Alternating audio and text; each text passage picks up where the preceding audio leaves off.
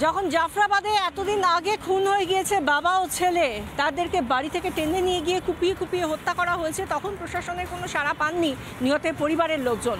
আর এতদিন পরে তারপর তৃণমূলের সাংসদ শামশেরগঞ্জের তিনি গিয়েছেন এই নিহত অরগোবিন্দ দাস এবং চন্দন দাসের পরিবারের লোকজনের সঙ্গে কথা বলার জন্য, তাদের আশ্বাস বাণী শোনানোর জন্য। সেই আশ্বাস বাণীতে কোনো রকমভাবে কাজ করছে না, কাজ হচ্ছে না তার পরিবারে। কারণ তারা এই মুহূর্তে দাঁড়িয়ে বলছেন, যখন সব হারিয়ে ফেলেছি তখন কিসের জন্য প্রশাসন তাদের দরজায় এসেছে, সেই নিয়েই প্রশ্ন করছেন চন্দন দাসের স্ত্রী।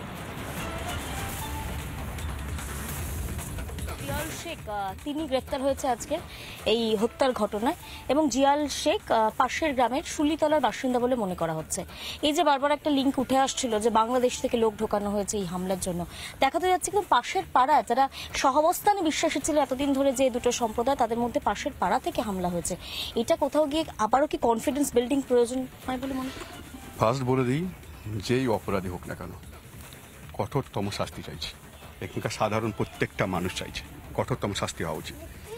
সেকেন্ড যেটা হচ্ছে, এখানে অনেক মানুষ এবং বিজেপির সঙ্গে সম্পর্কিত অনেক মানুষও বলেছে বাংলাদেশ থেকে, কিন্তু বাইরে থেকে লোক আসতে পারে। কারণ এখানে কখনো এরকম ঘটনা ঘটেনি, আমাদেরকে বুঝতে হবে। জীবনে এরকম ঘটনা ঘটেনি।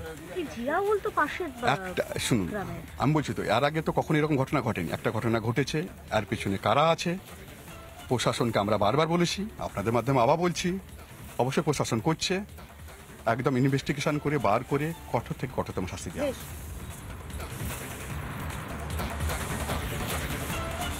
আমরা শুনলাম তৃণমূলের সাংসদ তিনি যার পরনাই চেষ্টা করে যাচ্ছেন যাতে কোনো রকমভাবে এই গোটা বিষয়টা, যেভাবে তাণ্ডব হিংসার ক্ষত চতুর্দিকে মুর্শিদাবাদ জুড়ে ছড়িয়ে রয়েছে, তাকে কোনোভাবে ঢাকা দেওয়া যায়, সেই চেষ্টা করা হচ্ছে তৃণমূল সাংসদের তরফ থেকে। কিন্তু এই নিয়ে বিশেষ করে জিয়াউল শেখ, যাকে মুর্শিদাবাদেরই স্থায়ী বাসিন্দা বলে চিহ্নিত করেছে খোদ পুলিশ, বাংলাদেশের বাসিন্দা সে নয়, এই নিয়ে তাকে যখন গ্রেফতার করা হয়েছে, তাকে নিয়ে কি বলছেন অধীর চৌধুরী, কংগ্রেস নেতা, শুনুন। দেখুন, বাংলাদেশি বা বহিরাগত বাংলাদেশি বলছিল পশ্চিমবঙ্গের মুখ্যমন্ত্রী, আমরা কথা বলিনি। পশ্চিমবঙ্গের মুখ্যমন্ত্রী বাংলাদেশি, পশ্চিমবঙ্গের বিএসএফ তারা নাকি পাথর দিয়ে মারার জন্য টাকা দিচ্ছে, এসব দিদির গল্প। এই গল্প আমরা বিশ্বাস করি না। আমি প্রথম থেকে আমরা কি বলেছি, আমরা যেটা বলেছি যে স্থানীয় লোক পাশাপাশি বাইরের একটা বিরাট অংশের মানুষ ছিল যাদেরকে আমরা লুটপাট করতে দেখেছি। এটা আমার কথা না, আপনি ধুলিয়ানবাসীকে জিজ্ঞেস করবেন। একটা খুন সেটা এক জিনিস, লুট আরেকটা চ্যাপ্টার। যারা মেরেছে তারা ওই এলাকার লোকের কোন অপরিচিতের কথা কোনদিন বলিনি আমরা। বহিরাগত বিএসএফ তোমার এগুলো কে করেছে? এগুলো করেছে টিএমসি পার্টি।